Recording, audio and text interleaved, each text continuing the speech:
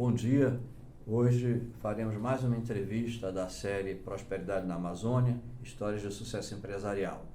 Hoje temos a grande satisfação de conversar com Jonathan Benchimol. Jonathan Benchimol é diretor superintendente da Sociedade Fogás Limitada, formado em Economia pela Universidade da Califórnia, Santa Bárbara, filho dos saudosos professor Saul Benchimol, um dos fundadores da Fogás, e da saudosa professora Rosalie Benchimol. O Jonathan também nos honra como vice-presidente do Conselho Diretor da Associação Panamazônia. Agora eu passo a palavra para o nosso convidado, para o Jonathan, para que ele fale um pouco mais quem é o Jonathan Benchimol. Por favor, Jonathan. Jonathan Benchimol, para definir, filho de Saul Benchimol e Rosalie Benchimol, ZL, é uma pessoa simples, humilde, que preza por soluções simples e práticas, transparente, honesta. Obviamente quem é honesto não fala que é honesto, mas vou tecer essa observação. Uma pessoa que tem um caráter claramente definido com base na educação que recebeu tanto no lar quanto no sistema educacional brasileiro e americano. Uma pessoa voltada para tentar, no melhor da sua habilidade, gerar um desenvolvimento na região amazônica e focar no bem-estar do cidadão brasileiro através do bom serviço público realizado nas empresas onde opera. Jonathan, você falou da questão da educação, né? E é notório que tanto o seu pai, o saudoso professor Saul, e sua mãe também, que também era professora, a professora Rosalie, ambos davam muita importância para a educação. E, na verdade, na família Benchimol, isso já é uma tradição, a preocupação com a educação e com o conhecimento, né? Qual foi o impacto dessa preocupação que seus pais tiveram, né, que a família toda tem, com a educação para o sucesso empresarial? Eu creio que o meu pai sempre dizia, minha mãe também, que educação é investimento, não é despesa. Você tem que olhar a educação como um investimento. Você tem que retirar da coluna da despesa no seu orçamento familiar. Tem que colocar corretamente na composição do seu orçamento de forma apropriada. O segundo fato que o meu pai sempre dizia, minha mãe também sempre dizia, é que o investimento em educação é um dos poucos investimentos que são feitos na vida da gente que não pode ser retirado de você. Ou seja, se você comprar um carro, você pode ter esse carro tomado, ou você pode perder esse carro. E o investimento em educação é um investimento que, independente onde você trabalhe, onde você more, onde você possa, vamos dizer, se reestabelecer com base num cenário distinto, que aquele investimento nunca pode ser retirado de você. É um investimento que é feito, que ele não é, vamos dizer, passível de ser penhorado ou ser indisponibilizado por terceiros. E a outra coisa relevante sobre o investimento em educação é que educação é um dos poucos atributos que você pode dividir sem subtrair. Ou seja, se você tem 10 unidades de conhecimento e você dividir parte dessas 10 unidades de conhecimento com alguma pessoa, não significa que parte dessas 10 unidades de conhecimento você vai deixar de ter esse conhecimento.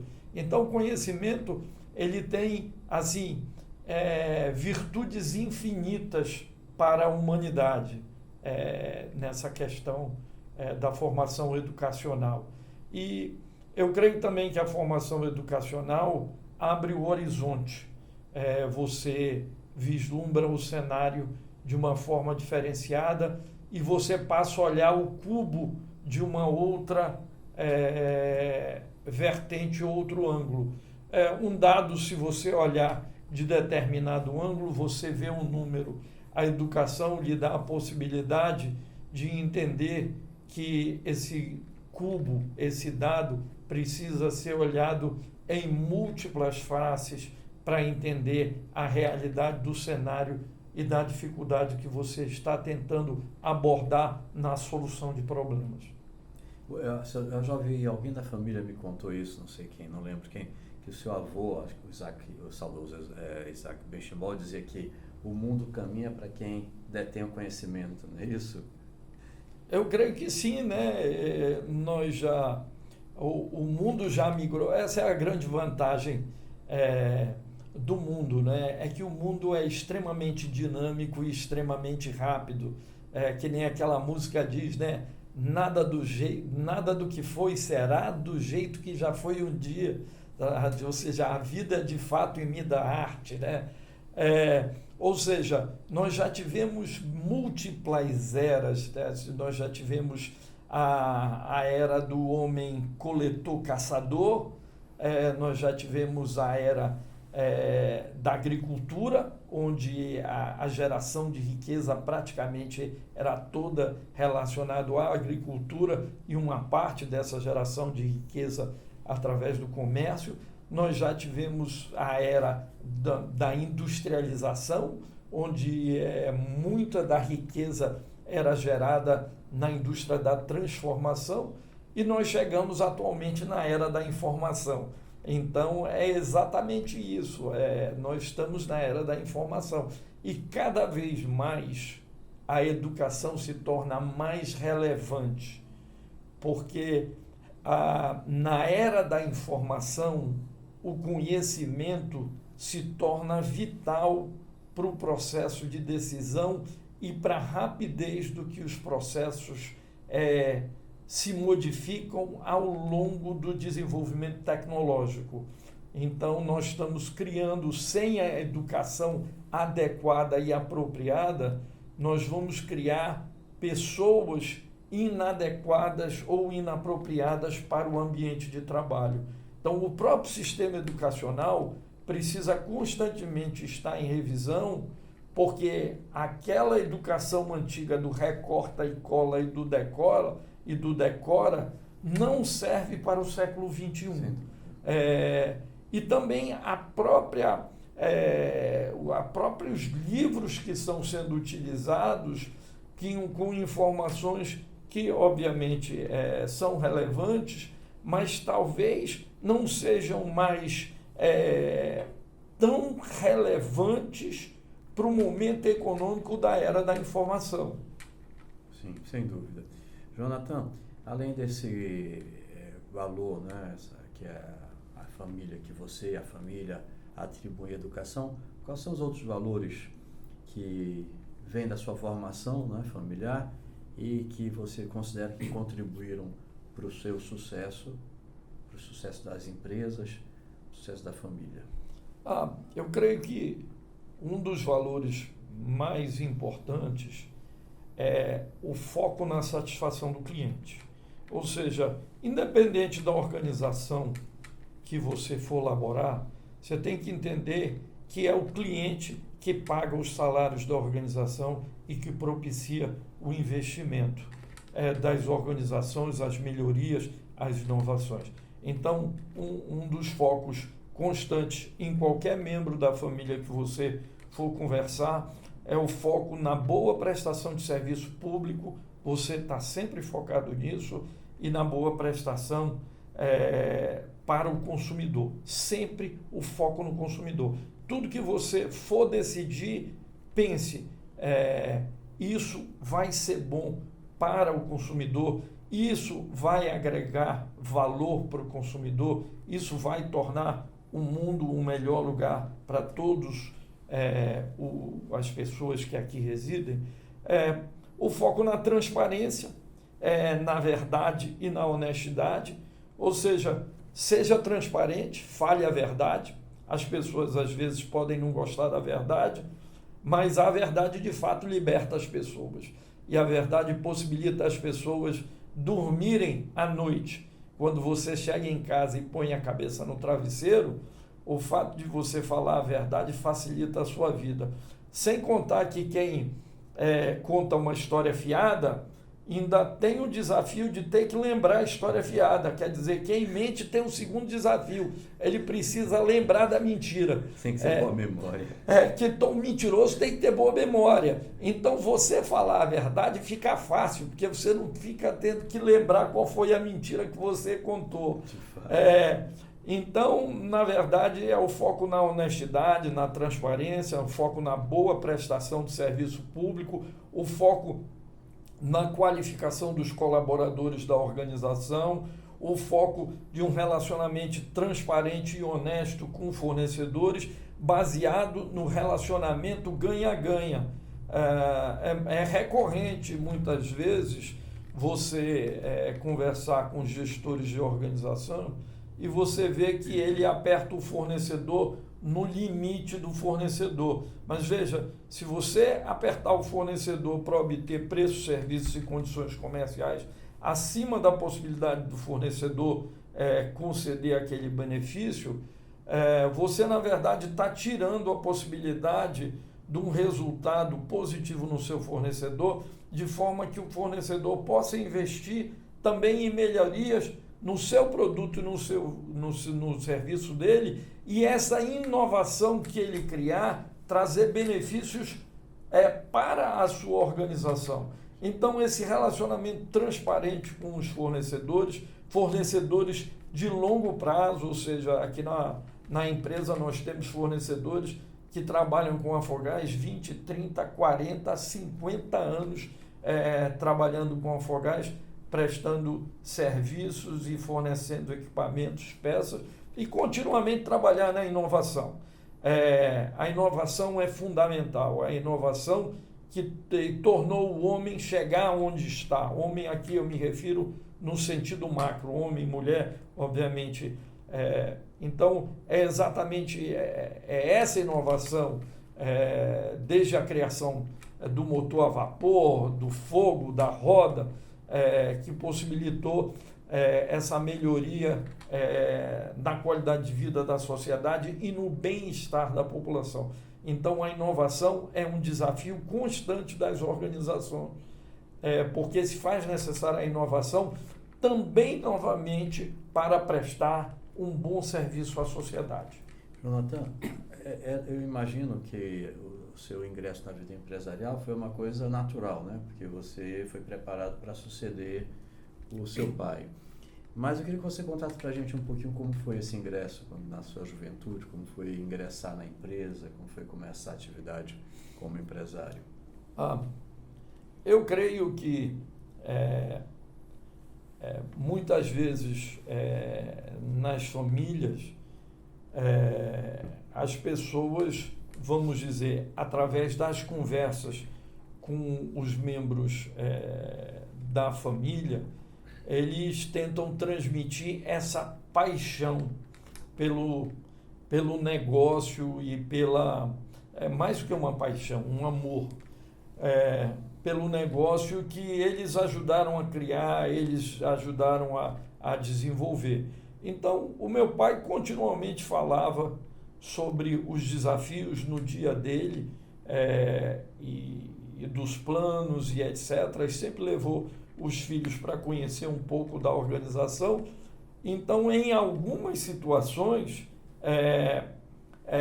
vamos dizer, essa molécula entra no sangue da pessoa e a pessoa passa a criar esse carinho, essa paixão, esse amor também por essa atividade. Obviamente isso não acontece em todas as famílias, em todos os filhos, porque todos os filhos, na verdade, todos os seres humanos, nós somos diferentes por natureza, nós temos muitos empresários que os filhos se tornam médicos, que na verdade têm uma paixão distinta pela atividade empresarial, e isso é muito comum. Muitos viram artistas, muitos empresários, os filhos vão atuar em outros segmentos da sociedade. Então tem muito a ver a sua percepção da paixão que você herda da conversa no núcleo familiar. Então foi nesse caso, o meu pai continuamente conversava com os filhos sobre a organização em casa, levava para conhecer a empresa, e alguns desenvolvem esse trajeto. Então foi o trajeto que eu desenvolvi.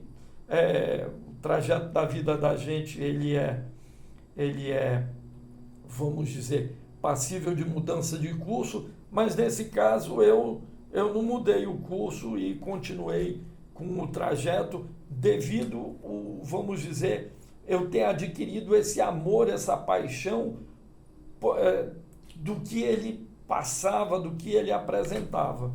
Então é isso aí. Você começou na Afogás depois que voltou dos Estados Unidos, terminando a faculdade, foi isso? Exatamente. Sim. Tinha quantos anos? 25 anos aproximadamente. Logo depois de retornar do estudo do meu curso de mestrado nos Estados Unidos, eu retornei para Manaus e iniciei a atividade já na Afogás. Já na Afogás. Desde lá, já são quantos anos? 34 anos aproximadamente. 34 anos. Já deu para entender um pouquinho do negócio, de elevada complexidade, vale ressaltar. Jonathan, falando da Afogás, conta pra gente como é que surgiu a empresa. E, antes disso, eu queria fazer um comentário. Uma vez, acho que foi o Dr. Jaime que me contou que o professor Saul, o professor Samuel, eles eram sobrinhos do Isaac Sabá, não é isso? Por parte materna, não é isso? Sim. E aí, acho que o Dr. Jaime, mais ou menos não lembro, acho que a história assim que ele me contou, que o pai dele, o saudoso professor Samuel, ajudou de alguma forma o tio dele, Isaac Sabá, quando estavam construindo a refinaria, acho que ele fazia tradução dos documentos, alguma coisa assim, não sei. E aí, quando começou a funcionar a refinaria, ele chegou para o tio e disse assim, olha, o que vocês fazem com gás que sai do processo de refino, né? E ele falou, não vai para a atmosfera, não se aproveita. Aí ele pediu para aproveitar e assim, foi assim o início. Conta um pouco para a gente como é que... Eu vou tentar contar essa história. Essa história é muito interessante. Eu, inclusive, acho que vale, até eu já falei isso aqui, como, vamos dizer, literalmente como um tema para carnaval, ou seja, para as escolas de samba. A história do gás no Brasil toda, ela é muito interessante. Eu vou tentar começar lá dos dinossauros. A indústria do gás, ela vamos dizer, ela é um produto secundário da indústria do petróleo. A indústria do petróleo, na verdade, começa mais ou menos em 1860, numa cidade denominada Tutsville, na Pensilvânia. O petróleo já era utilizado e o gás já era utilizado. Existem relatos de utilização de petróleo na China através de dutos de bambu utilizados para extrair sal.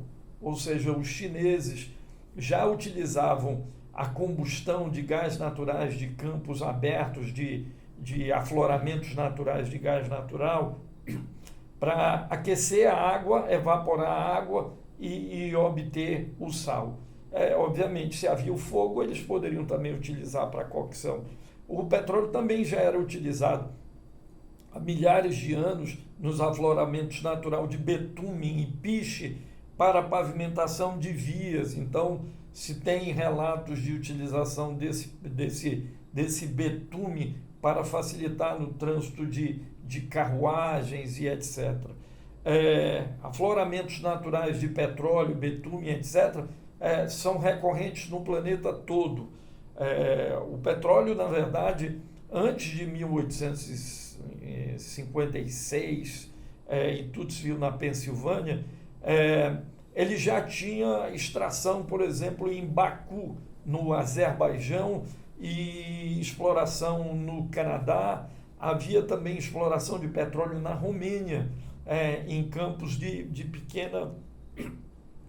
pequena produção, de pequena capacidade. O que acontece é que Tutsville, na Pensilvânia, ocorre a primeira exploração de uma forma mais técnica, como se conhece hoje.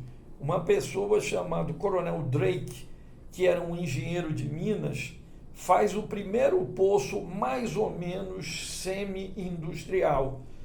E ele começa a extrair e aquela produção vai se tornar, vamos dizer, muito relevante naquela região central da Pensilvânia, e vamos dizer, e vai tornar os Estados Unidos da América do Norte produtor de aproximadamente 95% do petróleo do mundo. Se as pessoas reclamam da OPEP de hoje, imagina 1865, 1870, 1880, os Estados Unidos produziam aproximadamente 95% do petróleo do mundo.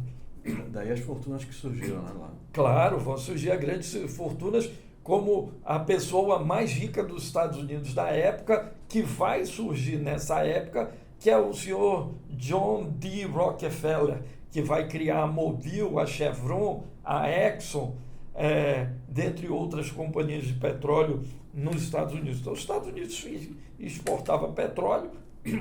E qual era a aplicação do petróleo? A aplicação do petróleo era para separar o componente querosene. Qual era o desejo da sociedade querosene? A sociedade queria o querosene por causa que a outra forma de iluminar ambientes era através de óleo mineral, óleo vegetal ou óleo de origem animal.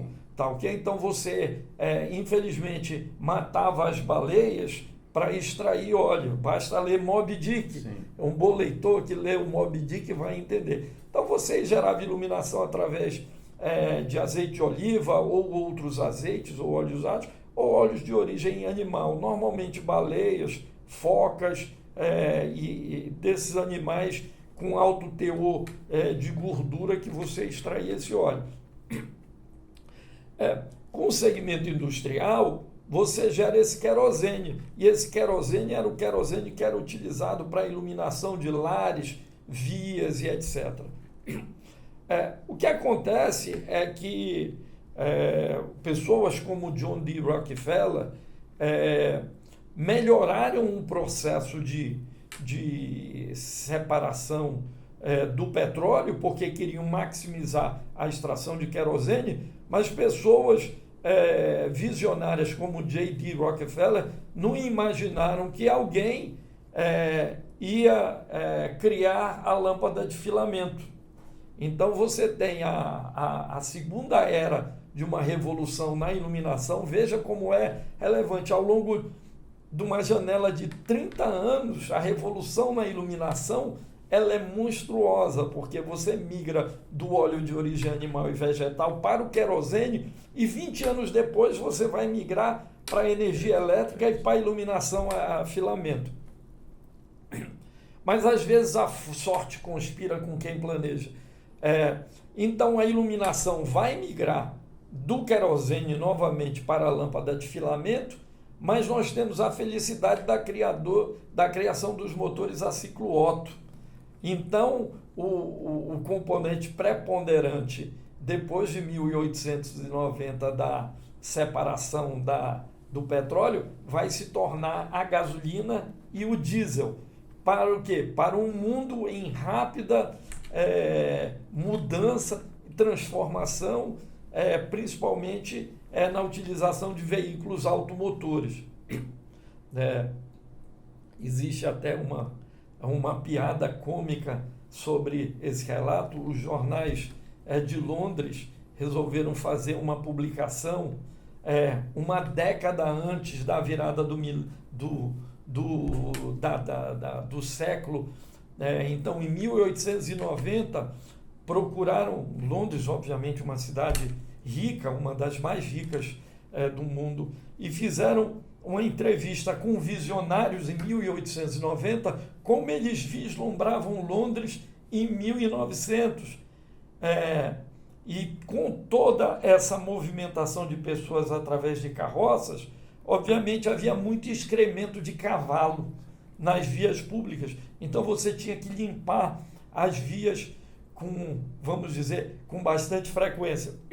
Então esse visionário foi perguntado, um deles ele chegou a falar que vislumbrava Londres em 1900, 10 anos depois, cheia de dejeto animal. Ou seja, mal ele sabia, esse visionário, que, na verdade, ele ia haver uma migração da carroça para o veículo automotor. Mas a origem do GLP, como a gente conhece, na verdade começa em mais ou menos em 1908, tanto num laboratório na Alemanha, quanto num laboratório nos Estados Unidos, onde eles observam que já havia alguma fração diferente do petróleo que não estava sendo capturada.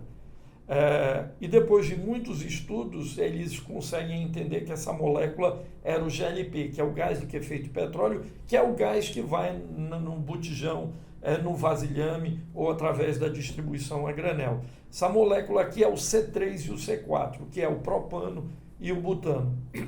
Então, em 1912, nos Estados Unidos, inicia, inclusive matéria do New York Times, inicia a primeira comercialização do gás de efeito de petróleo, tanto para aquecimento de lares como para a cocção de alimentos. O Brasil é um país que começa tarde no ciclo do GLP. Países como Venezuela e Argentina entram muito mais cedo na indústria do GLP do que o Brasil. O Brasil, em 1912, era um país com uma base econômica muito focada na agricultura e de pouca industrialização. Então, o que ocorre é que o GLP começa a sua penetração no mercado no Brasil devido a uma fatalidade, literalmente um acidente. O que acontece é o seguinte: não havia GLP no Brasil, simplesmente não havia GLP. O que havia eram pontos pontuais de armazenamento que empresas traziam esse produto. Então nós tínhamos o airship, vamos dizer, o dirigível como a gente conhece, que vinha da Europa, mais especificamente da Alemanha, até o Brasil, e ele parava em Recife, depois ele parava no Rio de Janeiro, São Paulo, e depois ia para Porto Alegre, Montevidéu e Buenos Aires. O dirigível, ou seja, da empresa vamos dizer, de balões. Esse dirigível também, e a propulsão dele não era GLP, deixa eu deixar claro, e o insumo dele não era GLP. Havia GLP no dirigível para aquecimento de água e para cocção de alimentos. Acontece que o Hindenburg explode nos Estados Unidos, um dos dirigíveis explode, e não tem relação nenhuma com o GLP. O Congressional Report no Hindenburg, ele atribui a provável causa da explosão do Hindenburg um problema de eletricidade estática. Ele passa por uma tempestade e ele adquire essa carga e, infelizmente, o comandante teve muita pressa porque o dirigível estava atrasado e ele não seguiu as boas práticas de segurança e, ao aterrar, teve esse descarregamento de eletricidade estática e atingiu o hidrogênio, que era o combustível utilizado, que é um combustível inflamável. Hoje, vale ressaltar, os dirigíveis são movidos a hélio, que é um gás não inflamável. E ocorre essa explosão. Tem um gás GLP residual em Recife, Rio, São Paulo, talvez Salvador, não recordo, em outras cidades brasileiras, onde o dirigível parava, e uma pessoa visionária, o senhor Igel, que vai a criar a Companhia Ultragás em São Paulo, ele adquire todo esse gás residual. E aí ele procura uma fábrica que fazia carrinho de mão e outros vamos dizer, equipamentos de aço, e ele cria o primeiro vasilhame brasileiro. O formato do vasilhame brasileiro vem desta época. Em que ano foi isso, mais ou menos? 1937, 1936. A indústria do GLP tem aproximadamente 87 anos. Então, é só pegar a data de hoje e diminuir 87 anos que a gente chega. Então, o senhor Igel concentra todos esses cilindros que eram utilizados por dirigível na cidade de São Paulo, fabrica uma quantidade ínfima de vasilhames e começa a colocar no mercado um novo produto, que é o GLP. Obviamente, ele cria uma rede de varejo para vender fogões a gás, porque também não havia um fogão a gás no Brasil. Hoje... E vocês tiveram que repetir essa experiência um pouco aqui, não foi? Exatamente. Mas continua. Hoje é muito assim, para quem senta na cadeira de gestão, hoje os desafios são distintos de 1950 a 1960. Deixa eu tentar passar o porquê dessa diferença. Em 1950 a 1960, e o meu pai gostava de contar muito essa história, a grande maioria dos fogões utilizados pelas pessoas eram movidos a lenha. Raras as exceções que tinham um fogão a querosene. A grande maioria das pessoas utilizava lenha ou carvão para cozinhar. E no início da década de 60, não havia refinaria em Manaus. O senhor Isaac Sabá ainda não atuava na refinaria. Foi 57, não foi? Isso. Então, esse gás que veio originalmente, os irmãos Samuel, Israel e Saul iniciam a operação na Afogás, porém não havia gás aqui. Em que ano foi, desculpa, o início da operação? 53? 56. 56? Tá. 56. 56. Então, esse gás vinha de São Paulo, em cilindros. Vinha da Companhia Ultragás, esse gás em cilindros. Já naquela época já havia GLP na região sudeste. E esse gás vinha em cilindros para Manaus, ele chegava aqui em Manaus e originalmente ele era transvasado por vasilhames menores. Então era essa a operação de transvasar o gás. Mas o desafio não era só obter o produto, colocar no navio. Navio, você imagina, em 1956, a viagem de cabotagem extremamente demorada, complexa, demorava muitas dezenas de dias, chegava aqui em Manaus, você tinha que transformar. Mas aqui não, que nem o meu pai disse, sempre dizia, o desafio em obter insumo havia, o desafio na logística desse insumo para Manaus havia, mas o maior desafio não era esse, que nem o meu pai sempre dizia. O maior desafio era explicar para as pessoas que havia uma outra maneira mais fácil e mais prática em fazer a cocção de alimentos. Porque antes usavam carvão, madeira, isso. O carvão, a lenha e, em poucos casos, o querosene. E o Brasil tem um ditado popular, né? Time que está ganhando não se mexe. Então, o que acontecia, o meu pai me contava, que você tinha que sair com um caminhão com poucos vasilhames, aí você escolhia uma rua em específico, e você batia na porta das pessoas e perguntava se ele quisia fazer um test drive, literalmente, de um novo produto. E algumas pessoas aceitavam esse test drive. Qual era o test drive? Era você ir lá tirar o fogão, a lenha da pessoa, tirar o fogão, colocar no ladinho, instalar um fogão a gás, colocar um vasilhame. E esses fogões eram Afogás ou a Bemol que vendia? Era Afogás. Afogás. Era Afogás no início. Depois a Bemol vai vir a comercializar esse produto. Então você tinha que sair no caminhão com um fogão, 1, 2, 3 fogões e os vasilhames e convencer as pessoas a testar.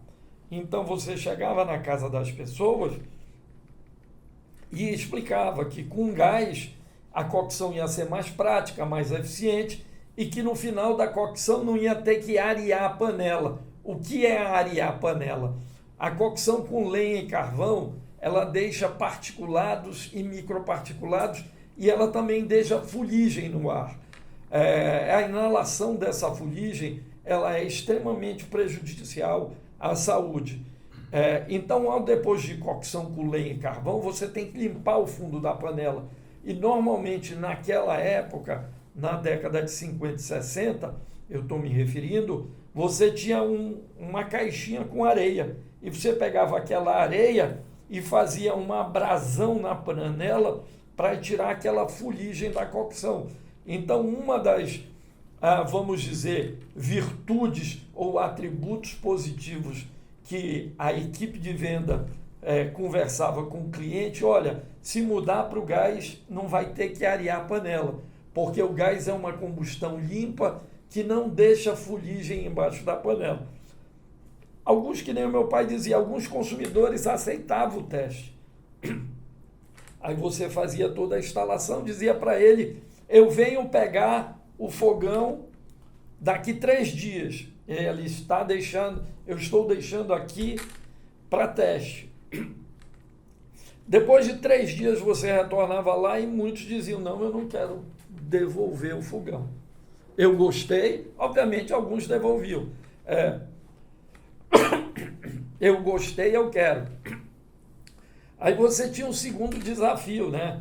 Que nós estamos lembrando que isso é 1950, não havia financiamento.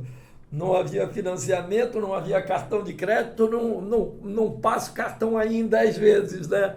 Não havia esses atributos da economia que nós temos hoje. Então havia um grande desafio na hora de você ir na casa do cliente, em fazer também esse financiamento para o cliente, porque o cliente tinha o desejo de adquirir, mas ele precisava deste financiamento para conseguir fazer a migração de energético. Então ele tinha que mudar para lenha ou carvão ou querosene para GLP. E o interessante é que essa mudança cultural, sociológica, era assim, havia um planejamento da equipe da Afogás. Então, quando você escolhia uma via para fazer esse teste, você só fazia em 1, 2 casas nessa rua. No dia seguinte, você ia para uma rua distinta.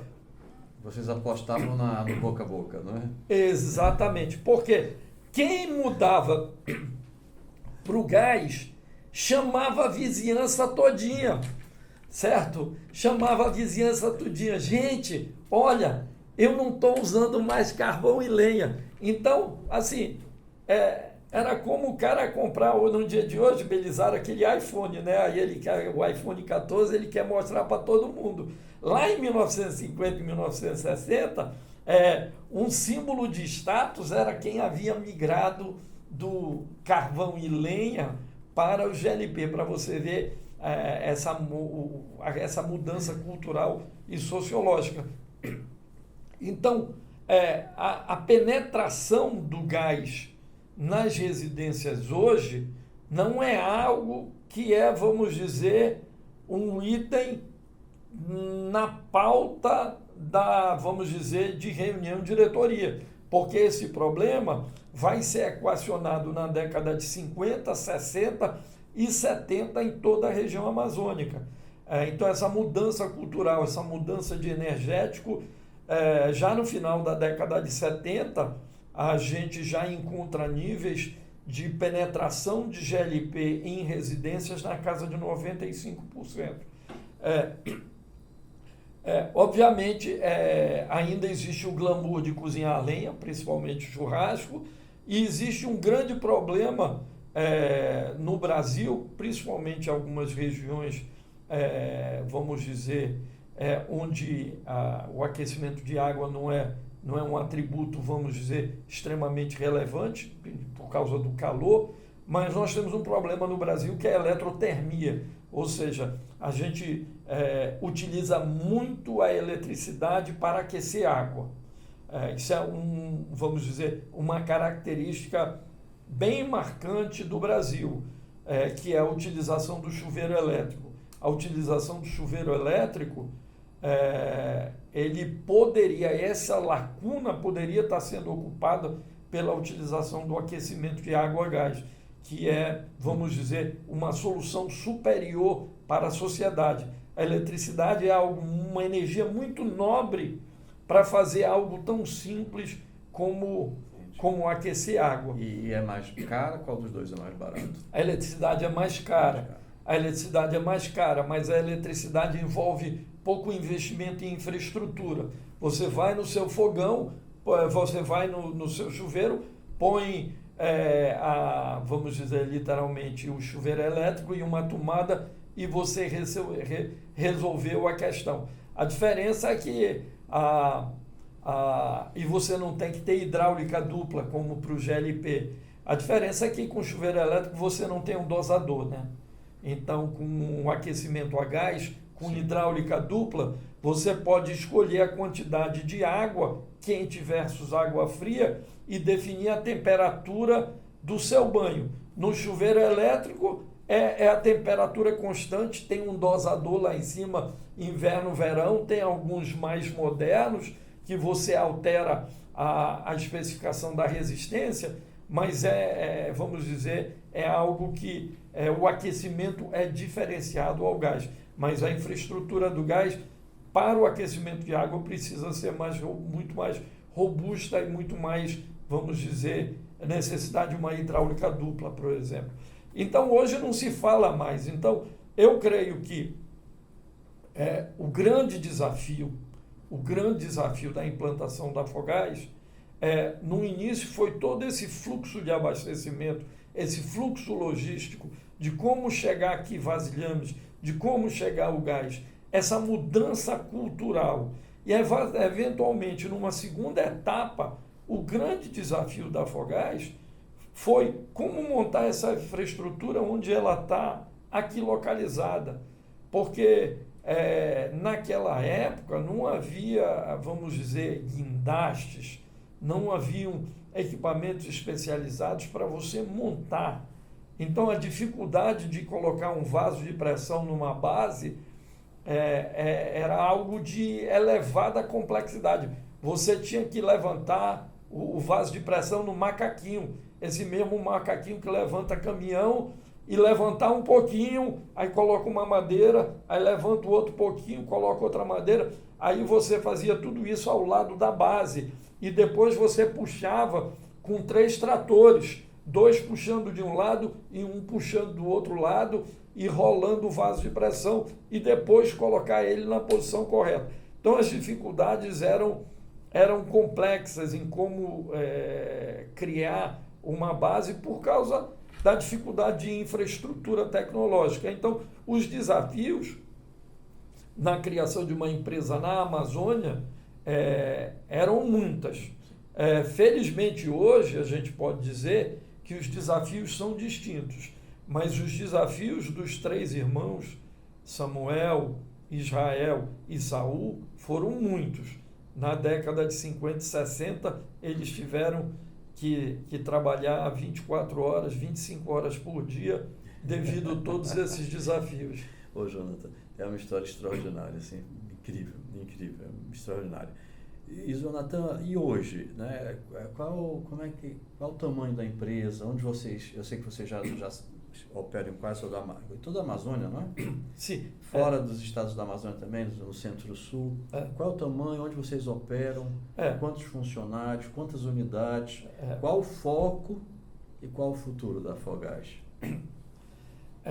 A Afogás atua nos estados do Amazonas, Roraima, Acre, Rondônia, Mato Grosso, região oeste do Pará, na região do Amapá e numa região de São Paulo, numa região ali na região do Vale do Paraíba, mais específico na região de São José dos Campos, parte do sul de Minas e atuação única na cidade de Paraty, Rio de Janeiro. Só tem uma cidade no Rio de Janeiro que a Afogás atua.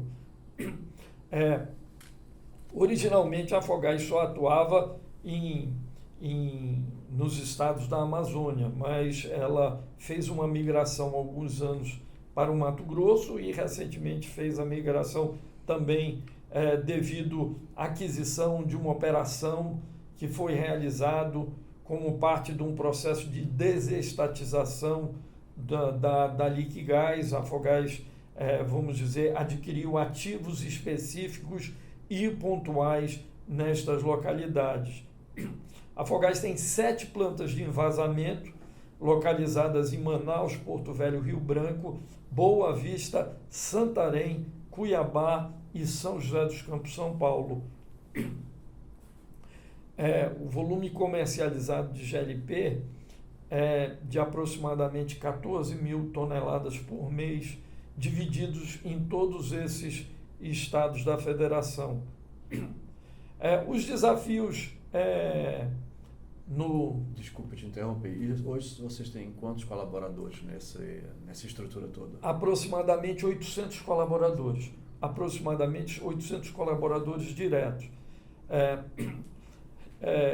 Então, os desafios hoje, eles são múltiplos e eles estão muito relacionados à modernização de unidades, os desafios em digitalizar a organização, isso é fundamental, o desafio de reter o aplicativo da Afogás no celular do colaborador, ou seja, o desafio de ele manter o aplicativo da Afogás, do consumidor fazer a aquisição através de instrumentos digital, de pedidos, o desafio de qualificar pessoas. Esse é um desafio eterno, era presente em 1950 e 60 e permanece o desafio hoje de qualificar pessoas, de trabalhar os fornecedores continuamente para os fornecedores inovar, melhorar, ou seja, transferir essa melhor prestação de serviço público para a sociedade. Então, os desafios estão muito relacionados a esses atributos. E fazer a boa prestação de serviço público, fazer o consumidor, literalmente, gerar satisfação de cliente. Porque a satisfação de cliente, no fundo, que gera a fidelização do cliente. Clientes satisfeitos compram produtos da mesma organização repetidamente, sucessivamente. E o futuro? Uma pergunta, uma curiosidade. Essa questão, se fala muito, né, em todo mundo de mudança de matriz energética. Isso afeta também a indústria do GLP? Afetaria vocês futuramente? Sim. Vamos tentar aqui olhar a indústria do petróleo como um todo. A mudança energética ela está muito associado a, vamos dizer, entre aspas, ao que é denominado a descarbonização da sociedade, ou seja, gerar a menor pegada de carbono possível. Por que a menor pegada de carbono? Por causa do aquecimento global. Ou seja, vamos dizer, esse é o X da questão. O GLP e o gás natural... Jonathan, desculpa só interrompendo, partindo de uma premissa de que a mudança climática é de origem antrópica, né? Que isso é uma tese, não é comprovado cientificamente, é só uma tese. Mas, enfim, desculpa de interromper. É verdade, Belisário, mas quando 95% da população e da sociedade acredita nessa versão, você tem que embarcar também nessa vertente. Então, mas vamos olhar específico ao GLP. O GLP e o gás natural são os combustíveis da combustão do petróleo e do gás natural que tem a menor pegada de carbono dos demais hidrocarbonetos. Então, eles são considerados por múltiplas entidades mundiais como combustíveis de transição.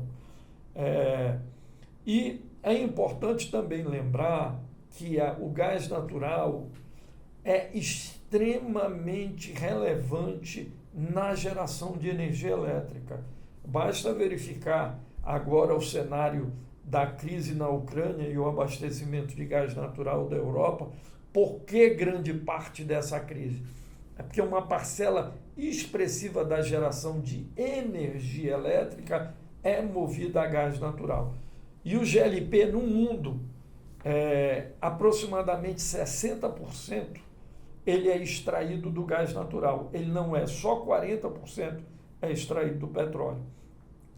E o gás natural, independente do cenário que se desenvolva na migração para renováveis, o gás natural vai ser necessário por décadas para suprir o gap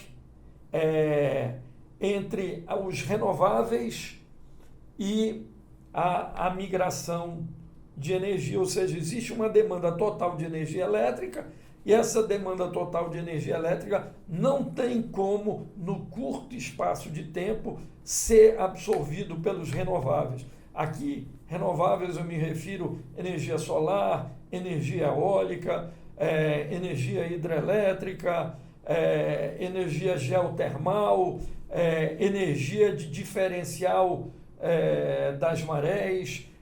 Existem múltiplas formas de geração de energia renováveis. Então, o gás natural precisa ocupar essa lacuna. E o GLP, 60% dele, tem como origem do gás natural. Então, o GLP vai estar presente porque o gás natural é necessário e um produto secundário do gás natural é o GLP. Então, e desses combustíveis do petróleo, como eu falei, os que têm o menor impacto na emissão de carbono é o gás natural e o GLP. Uma curiosidade de leigo, né? Feito a partir do GLP, é feito a partir do gás, retirado a partir do gás natural, não é isso? Mas o gás natural também pode ser usado para cocção, não é isso? Agora, então é questão de facilidade de transporte, porque é mais caro o GLP, não é isso? Sim. Então, por que se transforma, não se usa diretamente o gás natural? Por causa de envasamento, necessidade de transporte, logística, o que é? O gás natural, quando sai do poço, ele precisa ser tratado. E aí, nesse tratamento, algumas moléculas são separadas. As moléculas preponderantes que são associadas a essa separação é o C1 e o C2, que é o metano e o etano. Esses componentes são os normalmente denominados gás natural. Eles são separados num equipamento denominado UPGN, que é a Unidade de Processamento de Gás Natural. Aqui no Amazonas existem unidades de processamento de gás natural localizados na província de Urucu, na unidade da Petrobras. Então ele separa este gás natural, e esse gás natural ele entra num gasoduto e chega até a cidade de Manaus. O GLP é o C3 e o C4, então é o propano e o butano. Existem outros subprodutos nessa molécula, como na molécula do gás natural, alguns outros subprodutos ou frações de hidrocarbonetos, mas eles não são os preponderantes. E a unidade de processamento de gás natural também separa o que é denominado C5. O C5 é, entre aspas, uma nafta, uma gasolina natural, que normalmente isso é misturado no petróleo e vamos dizer, enviado para a refinaria de Manaus, ou antigamente era enviado para as demais refinarias da Petrobras, com o petróleo que escoava do Amazonas. O gás natural pode ser utilizado em praticamente todas as aplicações que o GLP pode ser utilizado. Portanto, o gás natural pode ser utilizado para o uso veicular, para o uso industrial, para o uso domiciliar e demais aplicações do gás natural. Só que o gás natural, para ser utilizado, ele precisa ter a rede, Sim. a malha de distribuição. O gás natural, em todos os países, ele é muito mais barato do que GLP. Por causa de todo o processo que você precisa para o envasamento, etc. Não é isso? Não somente devido ao processo de industrialização, mas também devido à questão que o C3 e o C4, ele tem uma aplicação muito mais nobre na indústria química, petroquímica, nos demais países. Então, no Brasil, se utiliza pouco este insumo. E a formação de preços, tanto do C1, quanto C2, quanto C3, quanto C4, ele não está associado ao mercado brasileiro. O mercado brasileiro, o Brasil é o 9º, 10º maior consumidor de GLP do mundo. Então, a precificação desse produto, ele está muito associado à precificação nos grandes mercados.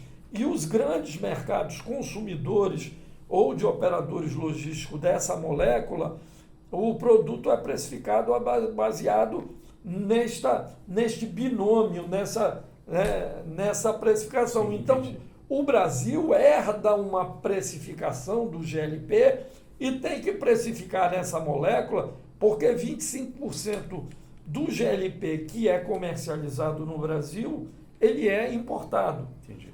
Então, Jonathan, só de novo de uma curiosidade leigo, então quer dizer que nos países onde mais ricos, mais desenvolvidos, onde existe uma infraestrutura de rede de distribuição de gás, é natural que eles usem mais o gás natural, é isso? Exatamente. É o caso da Europa.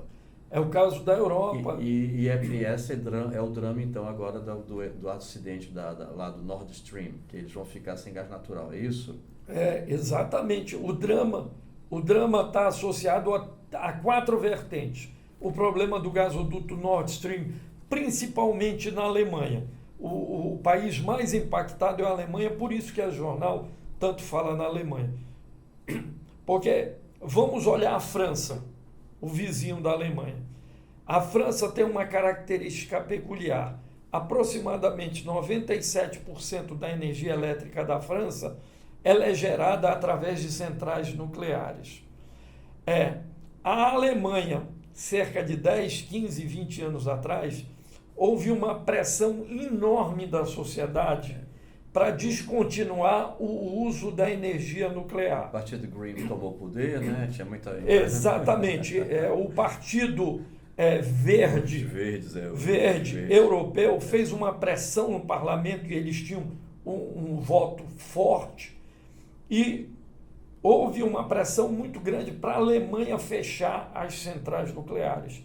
E a Alemanha fez um acordo e foi fechando. Inclusive, a última central nuclear da Alemanha fecharia em dezembro do ano de 2022. O governo da Alemanha já anunciou que não vai fechar. Então, a geração de energia elétrica da Alemanha, que era nuclear, a base nuclear, era a base de carvão e a base de gás natural, houve um rebalanceamento energético e uma parcela expressiva da geração de energia elétrica da Alemanha hoje é a base de gás natural. Você não vê a França, que é o país ao lado, no noticiário. Obviamente a França, com o problema do Nord Stream, vai ter os seus problemas, mas mais associado às residências, Sim. à calefação Sim. e indústria. Mas você não vê uma dimensão de crise energética como vê na Alemanha, porque a Alemanha precisa do gás natural não somente para as indústrias, não somente para os lares, para aquecimento de água e cocção de alimentos, mas a Alemanha também precisa desse gás natural para a geração de energia elétrica. Mas, Jonathan, continuando, a gente tem que avançar para terminar a nossa entrevista, que por sinal está excelente, se a gente tivesse tempo, continuava aqui. Mas eu queria te perguntar, eu sempre ouço, muitas vezes eu te ouvi falando dos desafios por exemplo, logísticos no transporte de gás, né? Você menciona nas suas palestras questão dos rios, o regime das águas, que tem os meses que sobe, os meses que o rio desce, a falta de porto, os barrancos que tem no interior para levar os botijões de gás, enfim, a falta de infraestrutura, de logística para movimentar, que vocês têm que improvisar muitas vezes. Então, isso tudo demonstra como é desafiador operar aqui na região, uma região tão carente em vários aspectos, inclusive de infraestrutura.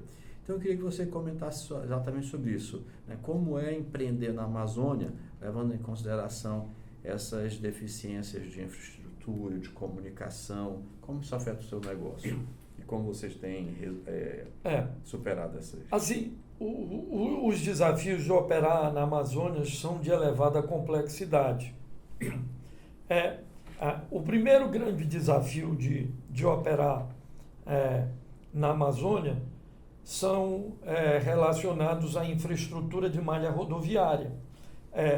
E aqui eu não me refiro, por exemplo, a Rondônia e Acre, nem tanto, mais especificamente ao estado do Amazonas. Nós temos uma malha viária muito limitada. Dos mais de 60 municípios, por exemplo, quantos destes existem uma interligação rodoviária? Meia dúzia, menos disso.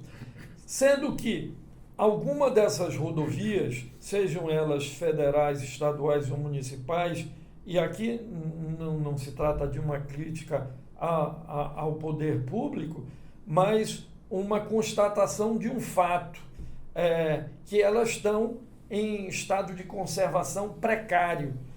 Basta pegar o relatório da CNT das piores estradas do Brasil e elas muitas vezes estão alocadas em regiões na Amazônia, onde nós atuamos. Exemplo, a tragédia que aconteceu anteontem, né? A queda da ponte na BR-319.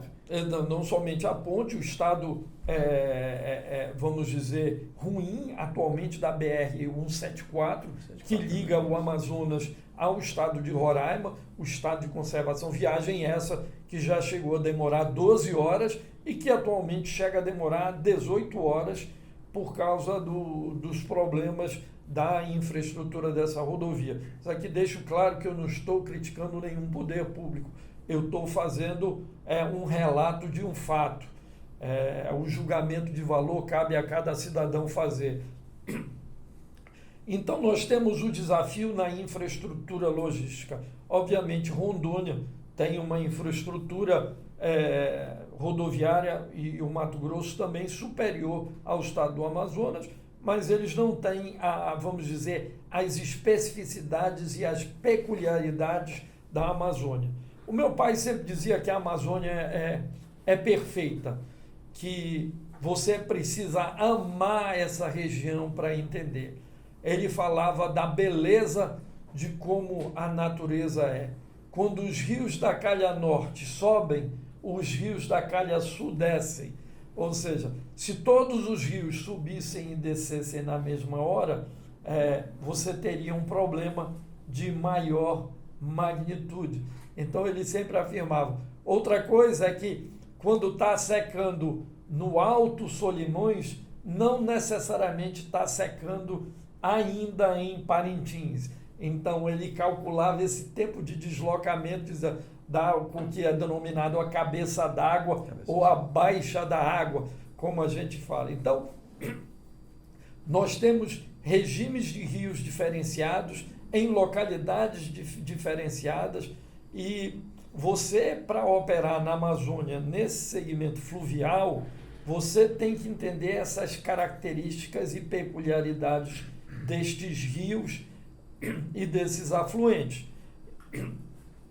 Então, operar envolve essas dificuldades. Mas se não bastasse essas dificuldades, você tem ainda outras dificuldades associadas com a Amazônia. um dos grandes problemas na Amazônia é a infraestrutura de carga e descarga nos municípios. E aqui, novamente, não se trata uma crítica ao governo federal, estadual ou municipal, mas não se consegue praticamente descarregar um container em nenhum município do Amazonas. Talvez em Itacoatiara ou Parintins. Mas todos os outros municípios localizados na calha do rio, sequer você consegue, muitas vezes, tirar uma carreta de cima da balsa. Então, existe... Isso é um absurdo, né, Jonathan? Porque a tecnologia de container existe há muitas décadas e você não consegue levar o container de Manaus para o interior, para nenhum município.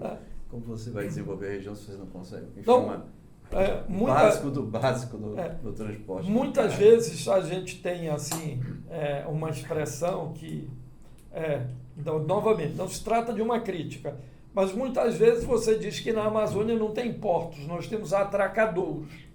Ou seja, é uma metodologia, um porto é algo muito mais complexo, muito mais elaborado, envolve gruas, envolve empilhadeiras, envolve guindastes, é algo muito mais complexo e de muito mais específico. E na Amazônia o que nós temos de fato são atracadores, onde barcos regionais atracam para movimentação de pessoas e cargas fracionadas. E na verdade nós não temos um porto onde nós podemos parar um navio ou uma barcaça e tirar isso de uma forma mecanizada. Ou seja, quando os galeões que navegavam dos portugueses e espanhóis 500 anos atrás aportavam nas cidades do interior do Amazonas, ou os navios a vapor de 150 anos atrás aportavam nos portos da Amazônia, a carga era praticamente descarregada da mesma forma que é hoje. Eu creio que ninguém consegue se visualizar dirigindo um carro de 150 anos atrás, a não ser que seja um passeio num domingo de manhã de lazer, mas a tecnologia mudou. Ou seja, com os colecionadores. Exatamente. A tecnologia mudou, o mundo mudou, mas de fato o descarregamento na carga da Amazônia é muito similar ao que era 150 anos atrás. Não estou dizendo que é exatamente igual, estou dizendo que era similar. A segurança é um dos pilares da atividade econômica. Ninguém vai empreender se não vislumbra a segurança. Nenhum trabalhador vai para uma empresa trabalhar se ele tem medo do retorno dele para a sua residência. Então, a segurança pessoal, a segurança patrimonial é um dos pilares e necessidades, vamos dizer, do desenvolvimento econômico. Não existe desenvolvimento econômico de longo prazo sem a segurança pública e a segurança patrimonial. Então, se não bastasse esses três pilares, eu ainda coloco o desafio também da Amazônia, a questão das dragas nos rios e nas calhas do rio, alterando os regimes de rios, tirando o sedimento do fundo do rio e posicionando esse sedimento em outro local, alterando o canal de navegação, muitas dragas posicionadas em localidades onde pode representar um risco à navegação dos rios da Amazônia. Então, o governo federal precisa achar uma solução, juntamente com o governo estadual e o governo municipal, para a questão dessas dragas, porque essas dragas representam um risco para a sociedade. Se uma balsa de combustível colidir com uma draga dessa e vazar uma quantidade expressiva de combustível, sociedade amazonense e a sociedade brasileira precisa ter certeza que vai fazer a primeira página do New York Times. Sem dúvida. tá ok? E vai ser matéria de CNN e etc. Então, nós precisamos abordar estes desafios, dentre os muitos outros desafios da Amazônia, nessa questão da logística. Jonathan, ainda há pouco a gente mencionou essa questão da ideologia ambiental, como os europeus agora vão ter que pagar caro por isso, né, em razão da crise energética, decorrência da guerra. E aqui na Amazônia é notório também que o desenvolvimento econômico tem se ressentido em razão da ideologia ambiental. Queria que você avaliasse qual é o impacto do ambientalismo, né, no desenvolvimento dos negócios na Amazônia e da economia regional como um todo. Tá bom, Belisário, eu vou tentar analisar essa ótica ambiental com base na ótica do que eu chamo da esquizofrenia regulatória. E me desculpe os agentes econômicos que não concordarem com essa linha de pensamento, é a minha linha, essa é a beleza, essa é a beleza, né? Cada um olha a questão sobre uma ótica distinta. Então vamos tentar analisar o que eu denomino a esquizofrenia ambiental, primeiro olhando a gasolina brasileira.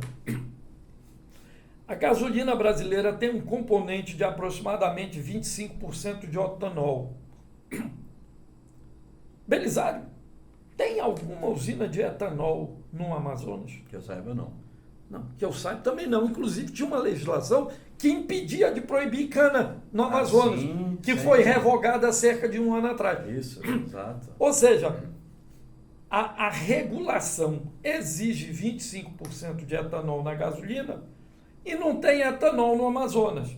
Então, a gente quer ter uma baixa pegada de carbono com a introdução de álcool na gasolina, mas esse etanol, a grande maioria dele, vem do Mato Grosso por via rodoviária.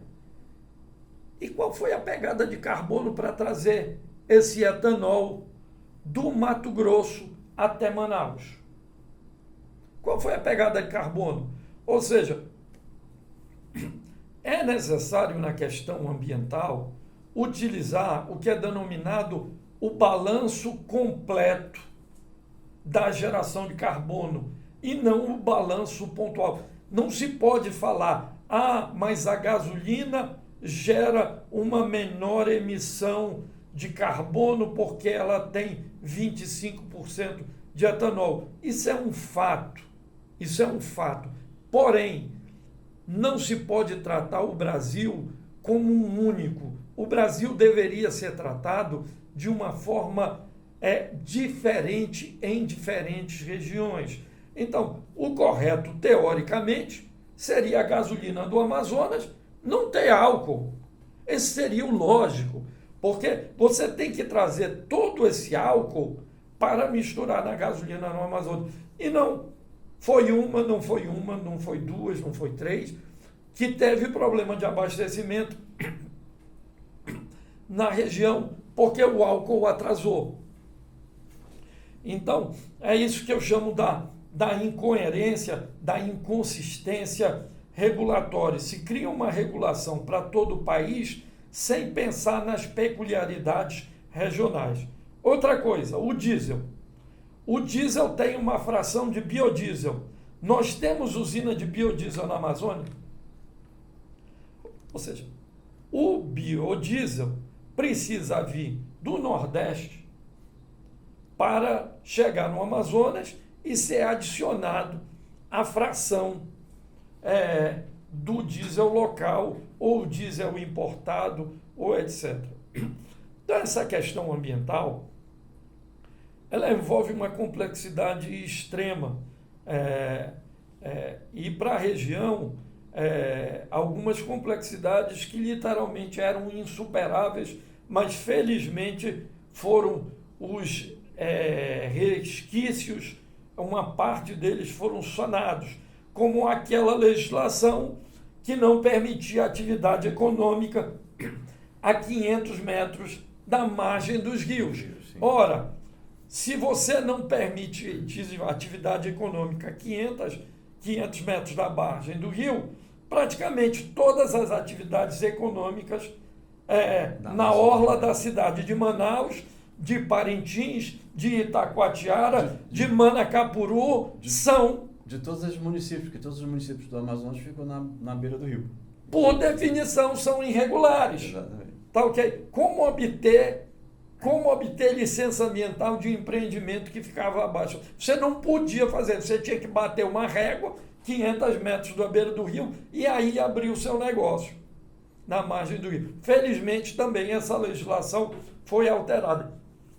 Então, eu citei aqui o caso do biodiesel, da mistura de 25%, eu não sei exatamente quanto é, do etanol na gasolina, essa questão da cana-de-açúcar, essa questão do desenvolvimento de atividade econômica em determinado trecho na orla do rio. Felizmente, acredito que vai ser reposicionada a legislação conforme a definição de APP, que é 30 metros. Eu acredito, ainda não tenho conhecimento de como vai ficar a legislação, mas 30 metros põe uma nova realidade econômica. Sim. No desenvolvimento.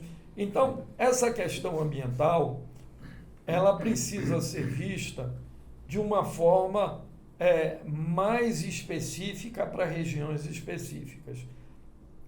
Nós temos aqui uma limitação de desmatamento de somente 20% de uma área do Código Florestal. Do Código Florestal. Nós temos também a delimitação previstas nas APPs, independente dos 20%, e a burocracia, né? Nós temos uma burocracia diferenciada do mundo. Sim. Nós temos uma burocracia extremamente elevada, o que é muito complexo e difícil uma regulamentação ou uma regularização dos empreendimentos.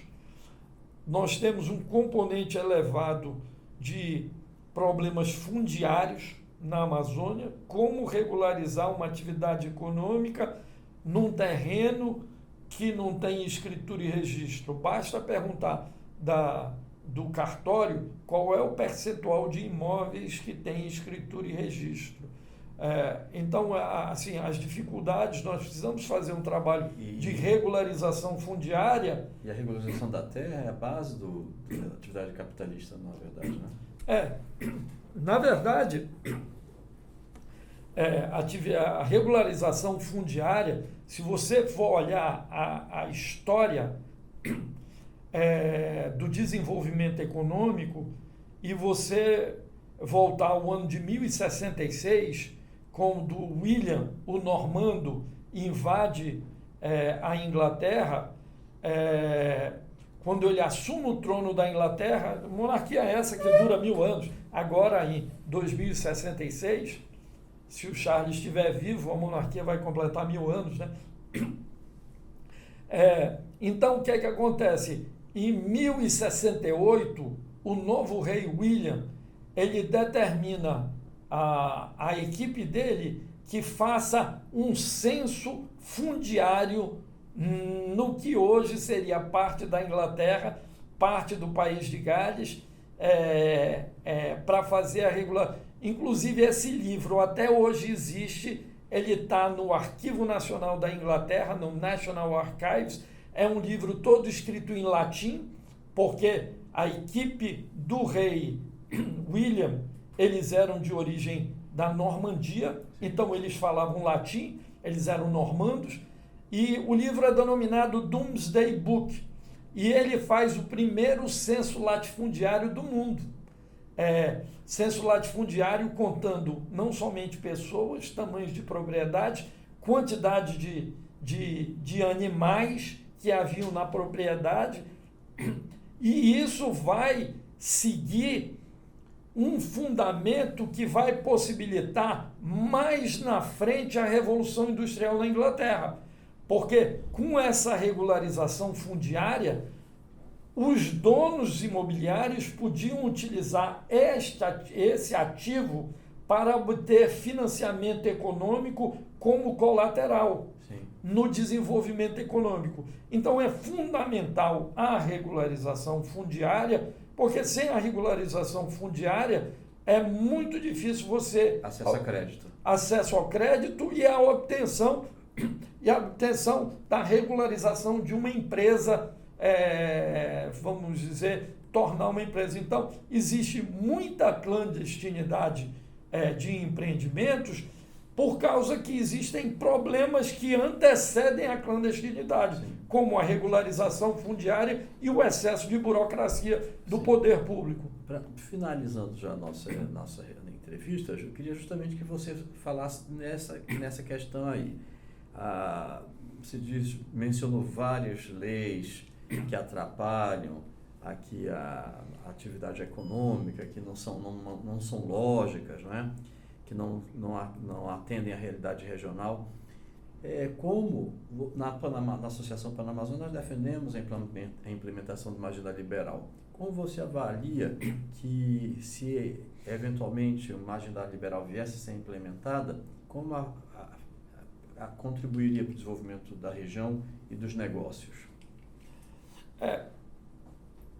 O livre mercado e o capitalismo é a melhor forma de alocar recursos de forma racional e lógica. Obviamente, o capitalismo e o livre mercado têm as suas imperfeições. E essas imperfeições, o governo precisa agir de forma a assegurar que o livre mercado seja jogado através de regras claras, simples, objetíveis e mensuráveis. E não somente isso, que os agentes econômicos regulares não sejam fiscalizados e tratados de uma forma mais rigorosa que os agentes econômicos irregulares que concorrem no mesmo segmento de mercado. Então, a isonomia regulatória é a isonomia de fiscalização. Os agentes regulados no Brasil são severamente fiscalizados, no rigor da lei, by the book, como diz, e os agentes econômicos, vamos dizer, fora do mainstream, do canal principal, simplesmente são deixados a atuar de forma livre e independente. Edwin Chadwick, economista inglês, aproximadamente 1860, denominou isso Selective Enforcement of the Law, ou seja, a fiscalização seletiva dos agentes econômicos. Então é necessário que as regras de livre mercado, a concorrência, a competição atuem no mercado.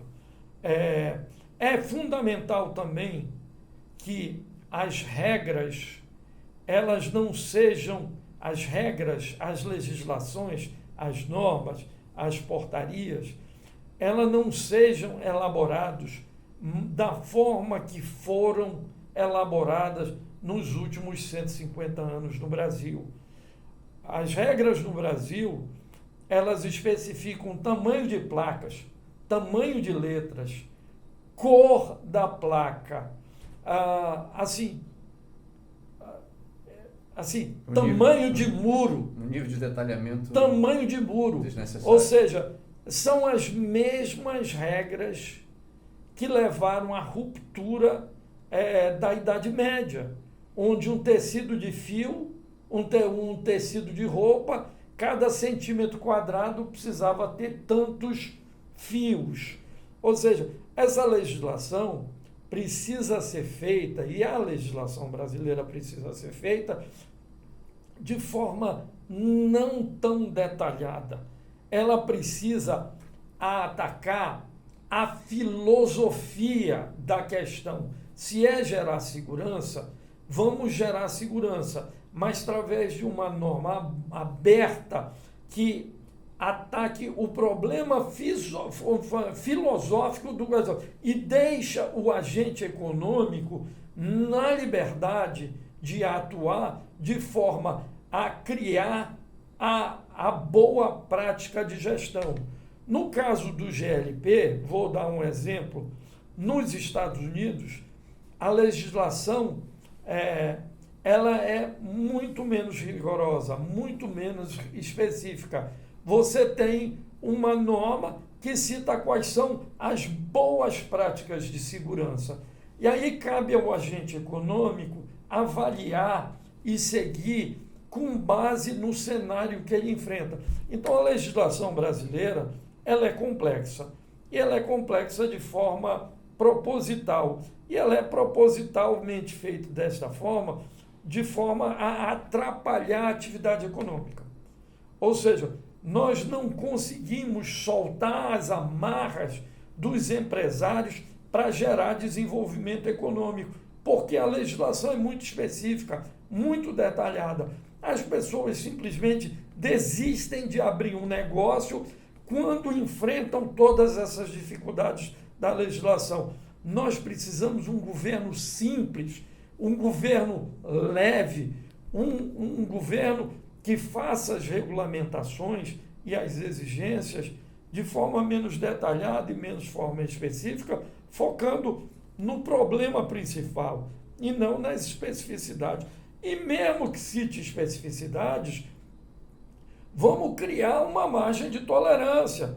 Se a lei diz que o muro tem que ter 1,80 m, põe depois de 1,80 m, põe com uma tolerância de aproximadamente 10%. Claro que tem que botar a tolerância.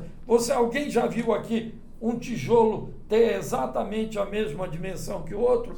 Sim. Não. Então, como é que você vai fazer um muro de 1,80 m se existe a imperfeição na própria matéria-prima que faz o muro?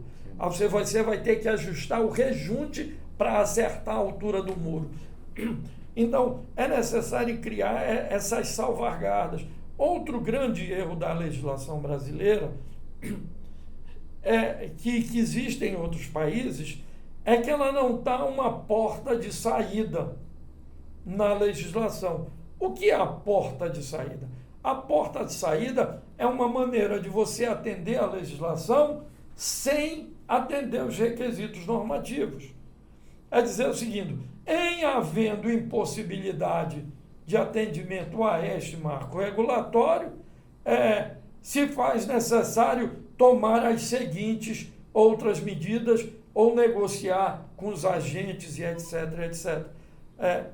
A gente vê muitas vezes, hoje nem tanto, mas algumas empresas tendo dificuldades em contratar colaboradores de determinadas especificidades, e devido à legislação, tem exigências e etc. Uma legislação moderna, você poderia colocar uma porta de escape para isso aí, dizendo, em não havendo a possibilidade de atender a essa exigência, cabe à empresa contribuir determinado valor mensalmente para determinada entidade que aborda essas questões. Então, é uma opção, né? Nós precisamos que as leis tenham porta de saída, porque as leis brasileiras só têm a porta de entrada. E muitas vezes você não tem como atender aquele requisito legal e normativo devido a questões de peculiaridade. Então, nós precisamos modernizar. O fato é o seguinte: nós precisamos da reforma administrativa, da reforma política, da reforma tributária. Nós precisamos mudar o Brasil. E nós precisamos um trabalho de reavaliação do marco legal brasileiro e, principalmente, da simplificação e da desburocratização do mercado. E eu asseguro que, se isso for feito, vai haver crescimento econômico, maior atividade econômica, porque o investidor, o empreendedor, ao ver menos amarras e menos burocracia, vai estimular mais empreendimentos. E mais empreendimentos vai estimular um maior número de emprego e maior renda para a sociedade.